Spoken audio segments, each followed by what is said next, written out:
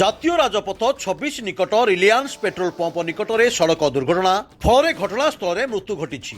ঘটনাস্থলে কেসিঙ্গা পুলিশ পৌঁছি মৃতদেহକୁ কেসিঙ্গা গোষ্ঠী স্বাস্থ্য কেন্দ্রକୁ পঠাইছে।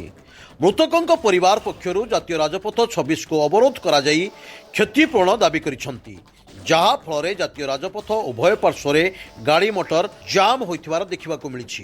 ଆମେ ଆପଣଙ୍କୁ ଆଉ ଥରେ କହି ରଖୁଛୁ, ଜାତୀୟ ରାଜପଥ 26 ନିକଟ ରିଲାଏନ୍ସ ପେଟ୍ରୋଲ ପମ୍ପ ନିକଟରେ ସଡ଼କ ଦୁର୍ଘଟଣା ଫଳରେ ଘଟଣାସ୍ଥଳରେ ମୃତ୍ୟୁ। ଘଟଣାସ୍ଥଳରେ ପୋଲିସ ପହଞ୍ଚି ମୃତଦେହକୁ କେସିଙ୍ଗା ଗୋଷ୍ଠୀ ସ୍ୱାସ୍ଥ୍ୟ କେନ୍ଦ୍ରକୁ ପଠାଇଛି। ମୃତକଙ୍କ ପରିବାର ପକ୍ଷରୁ ଜାତୀୟ ରାଜପଥ 26 କୁ ଅବରୋଧ କରାଯାଇ କ୍ଷତିପୂରଣ ଦାବି କରିଛନ୍ତି। ଯାହାଫଳରେ ଜାତୀୟ ରାଜପଥ ଉଭୟ ପାର୍ଶ୍ୱରେ ଗାଡ଼ି ମଟର ଜମା ହୋଇଥିବା କଥା ଦେଖିବାକୁ ମିଳିଛି।